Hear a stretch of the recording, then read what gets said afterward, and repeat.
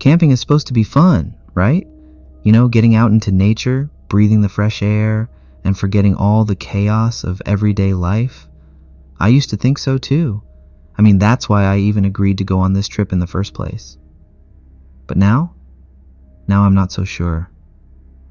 So, here's the deal. It was just me and my buddy Mike. We had this brilliant idea to hit up this campsite way out in the middle of nowhere. No cell service, no people, just trees, stars, and whatever snacks we could cram into our backpacks. Mike was all about roughing it. Me? I was just there for the break. We got there late in the afternoon, just as the sun was starting to dip behind the hills. The place was beautiful though.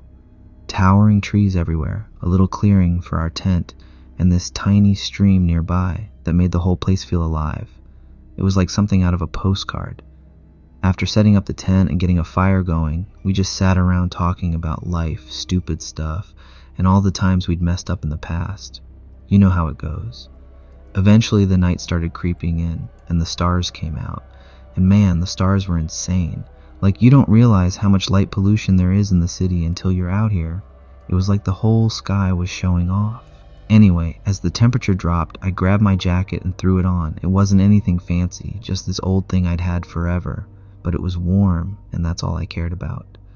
A little while later, I got too warm sitting by the fire, so I decided to hang the jacket on a low branch of this tree near the tent.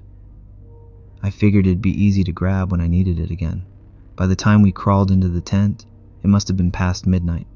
Everything was quiet, except for the occasional hoot of an owl or the rustle of leaves in the wind. It was peaceful, perfect even, until the morning. I woke up to this weird feeling in my chest.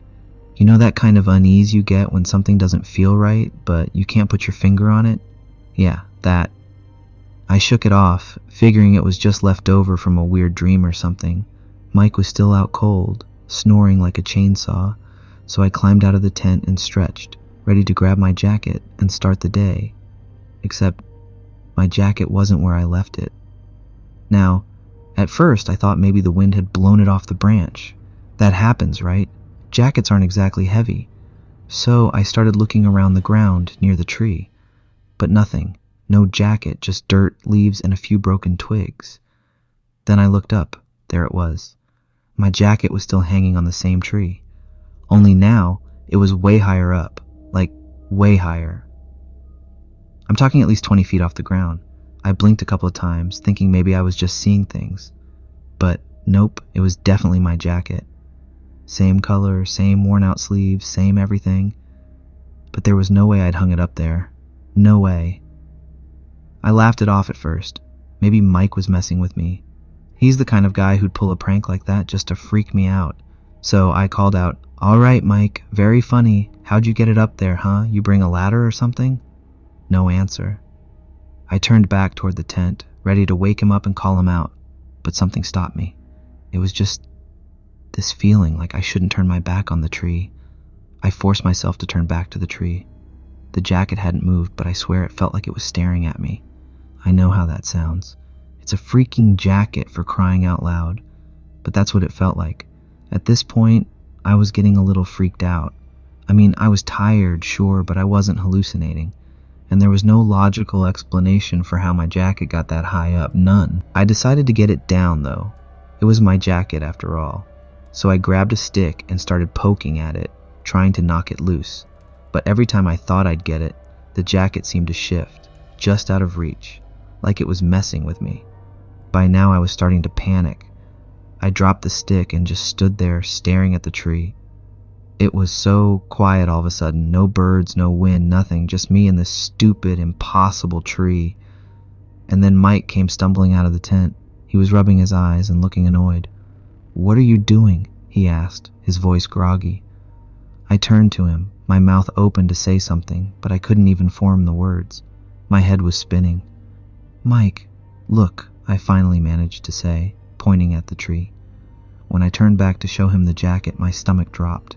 It was hanging right there, low on the branch, exactly where I'd left it, like nothing had ever happened. I stared at it for a long time, trying to make sense of what I was seeing. "Dude, are you okay?" Mike asked, giving me this look like I'd completely lost it. I didn't answer him. I couldn't. My head was buzzing with questions I didn't have answers to. How had it gone back? Did I imagine the whole thing? Was something messing with me? I forced myself to grab the jacket, and it felt normal in my hands. Just a jacket.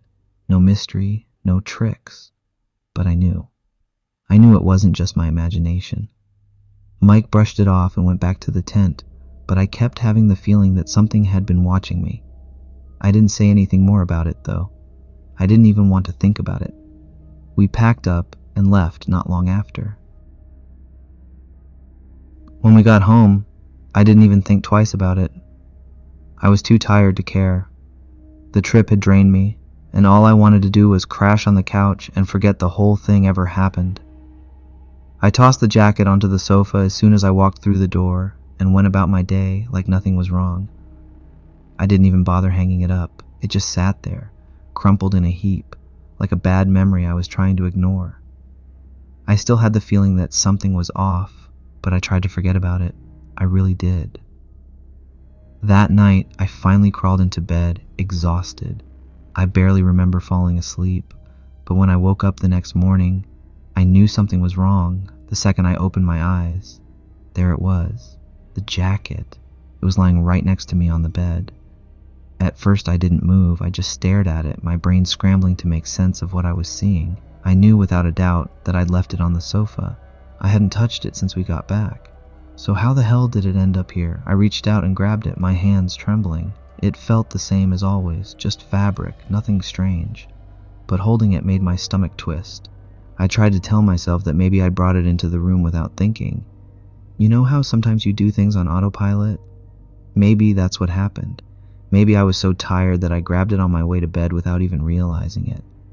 Yeah, that had to be it, right? But deep down, I knew that wasn't true. I got up, went to the living room, and threw the jacket back on the sofa, this time making a point to flatten it out so I'd know for sure where it was. I went about my morning, trying not to think about it, but the thought kept creeping back in. What if it moved again? The weird part didn't stop there. That night, I woke up in the middle of the night, groggy and disoriented. You know that feeling when your eyes are barely open, but something feels off? That's exactly what it was. I turned my head, and there it was again. The jacket. This time it wasn't on the bed. It was hanging over the back of the chair next to my bed, draped like someone had neatly placed it there. My heart started pounding because I knew I didn't put it there. I hadn't even touched it since I tossed it back on the sofa earlier that day. I stared at it for a long moment, trying to convince myself it was just my tired brain playing tricks on me. But then, out of nowhere, I swear I saw something that nearly stopped my heart. A head. For just a second, I could have sworn I saw a head poking out from the jacket's collar. It wasn't clear, more like a shadow or an outline, but it was there. And before I could even process what I was seeing, it was gone, slipping back into the jacket like it had never been there in the first place. That was it. I was done. I bolted out of bed so fast I nearly tripped over my own feet. I didn't even think about grabbing my phone or anything. I just ran straight to the living room and turned on every single light. The place lit up like a football stadium, and I stayed on the couch for the rest of the night, trying to calm myself down. I didn't sleep a wink after that. My eyes kept darting toward the hallway, half expecting the jacket to come slithering out like some kind of monster. It didn't, but the thought alone was enough to keep me wide awake until the sun finally came up. The next morning, I didn't waste any time. I grabbed the jacket, took it outside, and threw it into a fire pit I hadn't used in years. I doused it with lighter fluid, lit a match, and watched as the flames swallowed it whole. It felt like a weight lifted off my chest as I stood there staring at the smoldering ashes. For the first time since the camping trip, I felt like I could breathe again. Whatever weirdness was tied to that jacket, it was gone now. And you know what? It's been peaceful ever since. No more weird sightings, no more creepy feelings, no more waking up to find that stupid jacket where it shouldn't be. It's like it never happened at all, except I know it did. I don't know what it was or why it chose me, but I'm not about to go looking for answers.